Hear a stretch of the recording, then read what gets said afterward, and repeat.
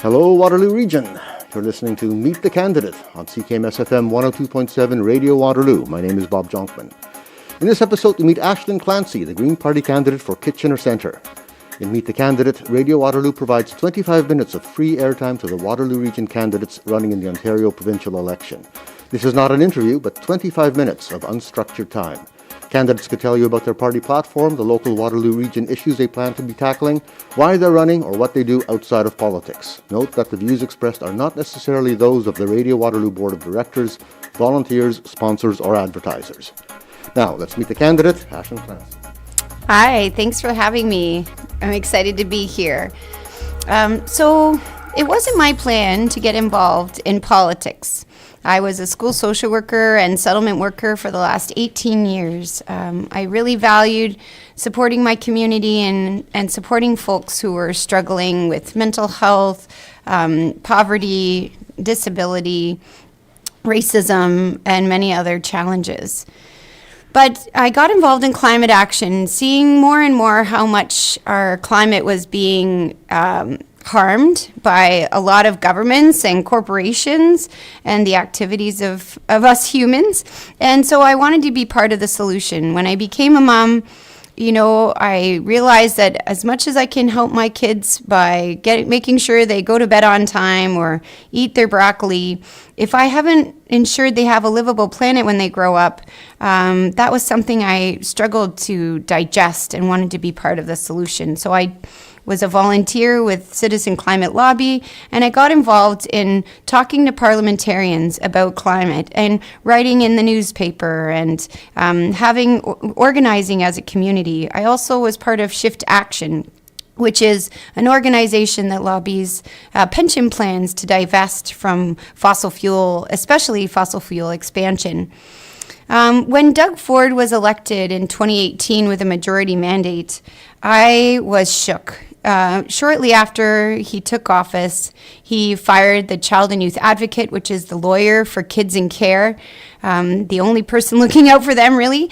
He ripped up 750 renewable energy contracts, actually tearing down wind turbines and jeopardizing a secure and resilient energy future. And he cut funding to things like the rape hotline services and so on. This was jarring to me. It was a moral injury. And so I felt motivated to get involved in politics that was politics that I believed in, being part of the solution. I became involved in Mike Morris's campaign to be our MP.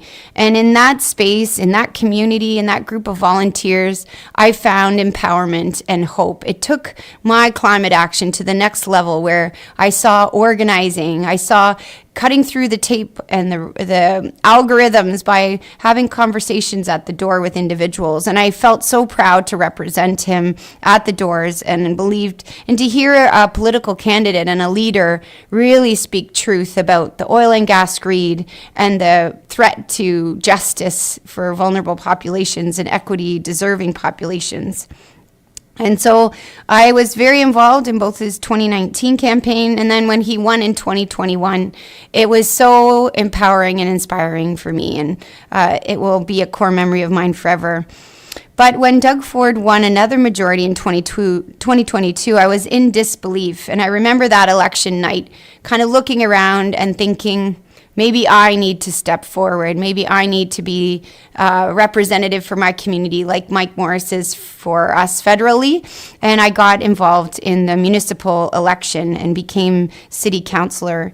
It was during that election that I first learned about rent evictions. I was canvassing and talking to friends over on Blucher Street, and a friend of mine, my kids go to King Edward and at the time, and she was saying how her landlord had given them an N13. It was this random letter from a paralegal that was totally inaccurate and full of falsehood, saying they had to move out because of renovations. It wasn't the proper paperwork. And I started digging and talking with the eviction prevention folks at the Social Development Center, and I realized how bad this issue was.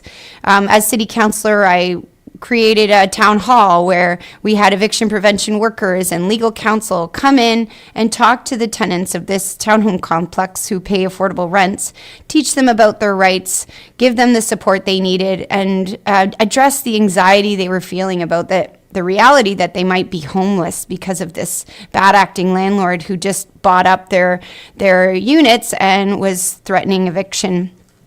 So it started a path. I realized that for every affordable unit we build in Canada, we lose 15. I brought this forward at City Council, and it was new. It was a new conversation that was starting at the city, and I was proud to bring that forward there and be a voice in Kitchener to push back against these illegal rent evictions. Since then, I've realized that in Waterloo Region, for every affordable unit we build, we lose 39. So we have a multi-pronged problem when it comes to homelessness and housing.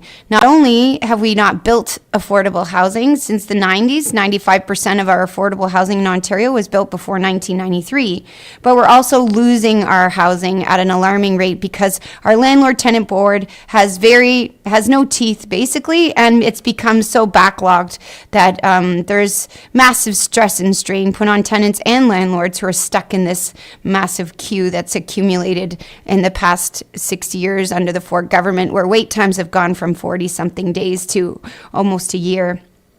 The Ford government is investing in new judges, but we need staff, we need a lot more, and the government needs to listen to the people who work within these systems about the solution. So our GPO platform is robust. We want to stop these rent evictions. We want to stop the above guideline increases. So many who have big corporate landlords are saying that the corporate landlords would prefer to get a raise and put all the repairs for their buildings onto the backs of tenants. So we've seen a lot of buildings experience this where they neglect the building, and then when it comes to repairing the heating and cooling or the elevators, they just go to the landlord-tenant board, and almost 100% of the time they're granted the permission to raise the rent at 5% instead of 2%. And I've talked to so many seniors living on a fixed income who are saying, I don't think I can afford to live here anymore, but when I look at the rents outside of this place, I don't know if I can afford to live anywhere else as well.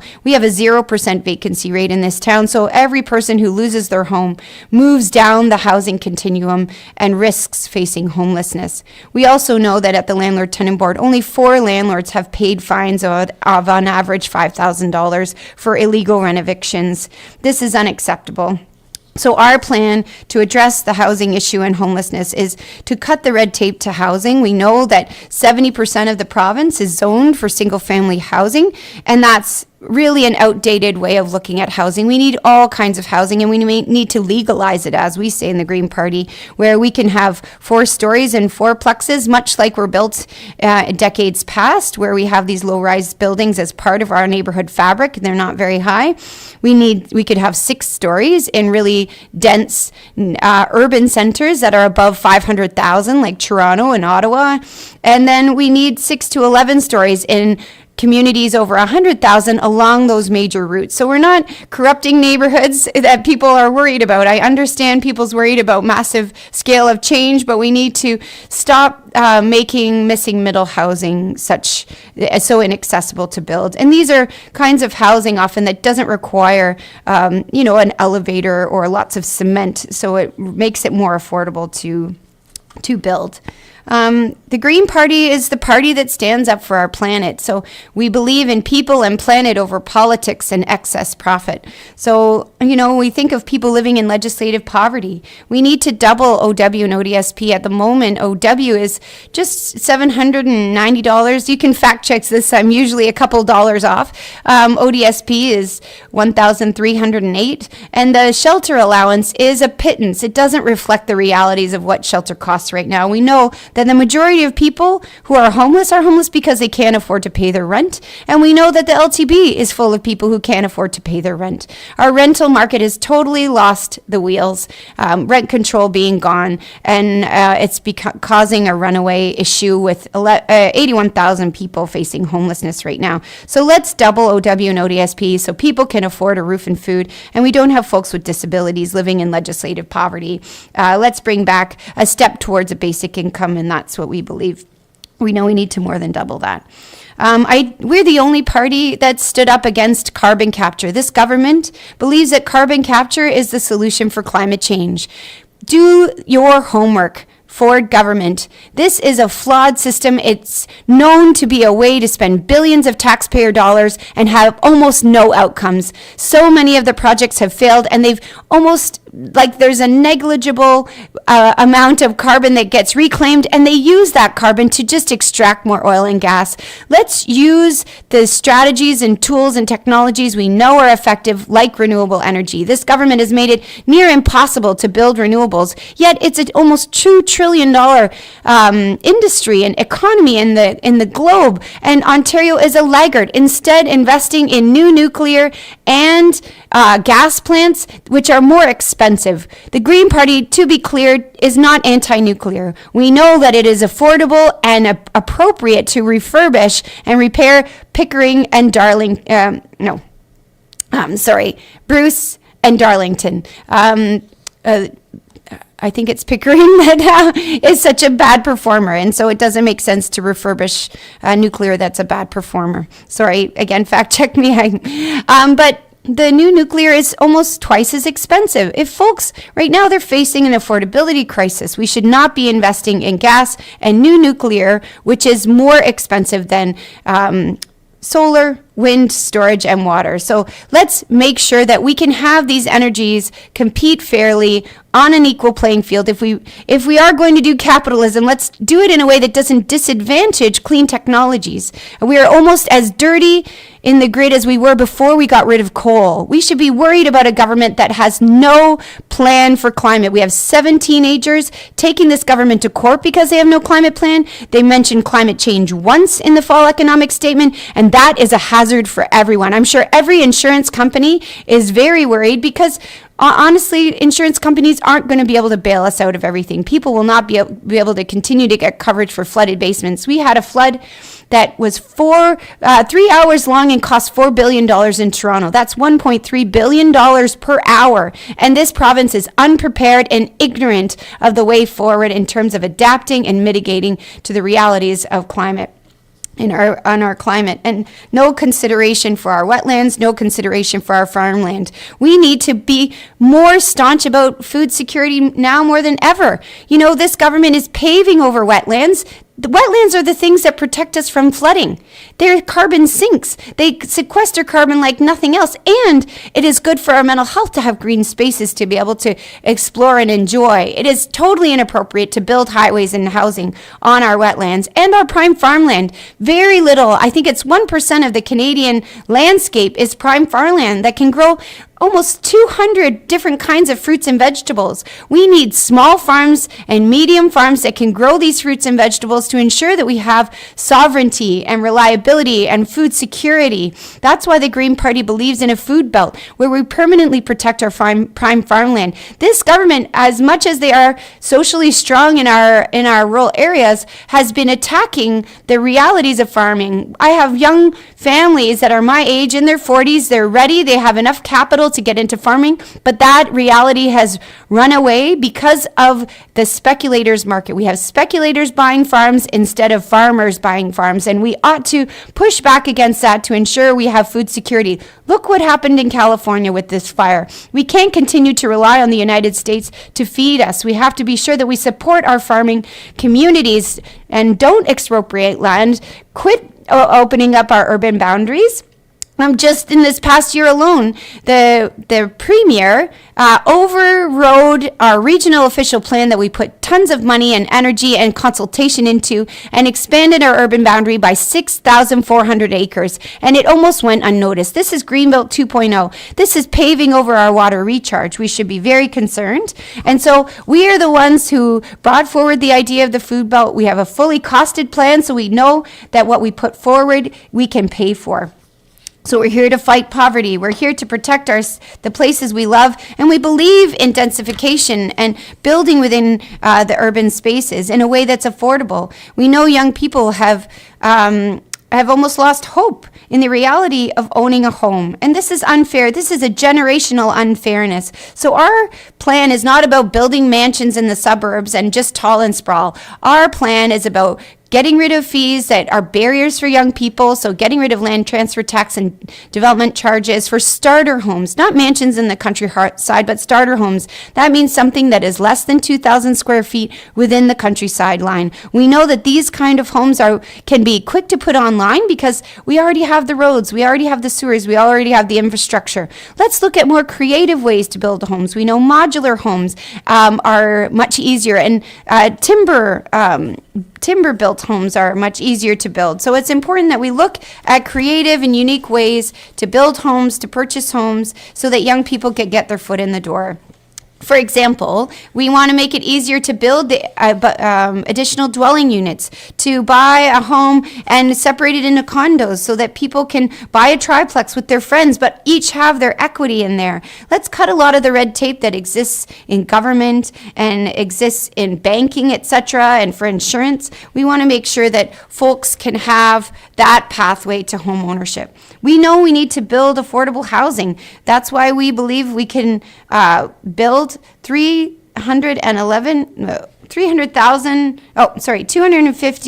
new affordable nonprofit and co-op homes. We've talked to folks in the sector in co-op housing. They want this to move forward. It's been ages since they've been able to build, and we see how having a sliding scale to housing is housing as a human right, and we need to get speculators out of the market that all they do is build their wealth by making housing unaffordable for everybody else. We also need 60,000 permanent supportive houses, which will address 81,000 people who are facing homelessness, and some of that needs to be Indigenous-led. Racialized and Indigenous community are disproportionately represented in homelessness. We believe as well that we need to create the financial tools for nonprofit housing providers to get loans. You know, this government has removed the HST for for-profit housing, but not for not-for-profit housing. It's one thing to not fund the not-for-profit housing. It's another thing to not remove the HST from the not-for-profit sector, which blows my mind. And we know that we can reduce multi-residential building property taxes to bring them in line with the rates for single-family homes, and that is possible in our costed plan. We also need to repair and renew these not-for-profit homes to make sure they're in the state of good repair. We need to tackle speculation in the housing market. We know that REITs have expanded their footprint from 20 to 30%. So young people sometimes are competing with a pension plan to buy their first home. That's completely unacceptable. We need to make sure that we get money laundering out of housing. You know, instead of having our economy being fueled by speculators in the farmland purchasing and speculation and speculating on buying up homes that people should be living in, not speculators. Let's get that speculation out of the economy, and then we can create better opportunities for our local startups. I've talked to so many tech startups, and they say, we need this investment. We need people who will take risks on us. Instead of being safe and buying farming and housing and having that be such a major part of our economy, let's have those dollars, those pensions, invest in our startups and our small businesses. Now more than ever, we need our Ontario economy to invest in Ontario businesses. And Ontario businesses need that liquidity. They need that funding to scale their business, to have more opportunity to expand manufacturing, to build processing plants, to build our blue-collar worker jobs. But we won't do that if we continue to put our money into farmland and housing. That's unacceptable. Finally, I will say, let's talk a little bit about drugs. You know, we have a lot of people who have become addicted to opioids. This is not something somebody chooses. Nobody grows up saying, oh, I hope I can be a drug addict one day and lose my housing. The situation and the landscape has changed. And I've been so honored to have taken a tour of Sanguine and looked at our safe consumption site. We are the only party that has stated clearly that we will lobby, if we form government, we will keep these safe consumption sites open. We believe in harm reduction. There's so much data to support this way of addressing drug addiction and drug overdoses in our community. It's a public health emergency. We should not be blaming and punching down on folks who are facing addiction. We shouldn't be removing tools from the toolbox at this time. I'm very proud to have supported the Heart Hub. We got $5 million from our government. to invest in addiction and treatment and mental health supports as well as supportive housing. But we don't need to do this at the expense of harm reduction. We know getting clean needles means that we don't have outbreaks of AIDS or HIV, and that when people have a safe, judgment-free place to consume drugs, it is a pathway for them to look at recovery, to look at housing, look at economic well-being and their overall health. And it alleviates the pressure on emergency rooms. And this is a tax saving measure as well. You know, we have $500,000 being spent in the city of Guelph because they know that when those CTS sites close at the end of March, the demand on our paramedics will go through the roof, and they need to fund that. That's healthcare, again, being downloaded onto property taxpayers. And we don't know when these heart hubs will open. So instead of creating a smooth transition from one form of support to another, we've removed tools that we know are data-driven to save lives, and we have nothing for people facing opioid addictions. I've heard from folks in our downtown that we need more support, more additional help, outreach workers, housing supports, housing solutions, supportive housing, and so on. But instead, we see so many gaps. We see the Schwaben Club ending at the end of March. Again, our working center facility, St. John's Kitchen, has moved, but the expanded facility with housing will not be open until summertime or beyond. We see, again, House of Friendship, their Charles Street location is not going to be ready for a while. So we've had this vacuum in time that is impacting our community severely. We have a doubling of homelessness in the last 3 years and a doubling of people using the food bank in 1 year. It's time that this government focus on ensuring that people have a roof and food. We also need to pay the funds that we need for healthcare. We are the lowest funded per person for hospitals and the lowest funding per person for healthcare in general. This is not okay. It's not an efficient system. Indeed, we have privatized so much of the system that it's taxpayer dollars that pay more and get less. Indeed, so many of the surgeries that have been privatized cost sometimes 30, 40, 50% more than they would if they were run in our hospital system by our publicly funded healthcare system. So I urge everyone to get out and vote. It is important that we push back against Ford's harmful agenda. I'm proud to have represented this community since 2023. I was brought forward anti-rent-eviction legislation, stopping the AGIs, bring back rent control, calling the Keeping People Housed Act. I passed my first bill with all 4 party support. I lobbied hard for school nutrition dollars, and we got $108 million. And I'll continue to fight for this community to make sure your voice is heard, not a leader's voice and not wealthy donors' voices. Thank you very much.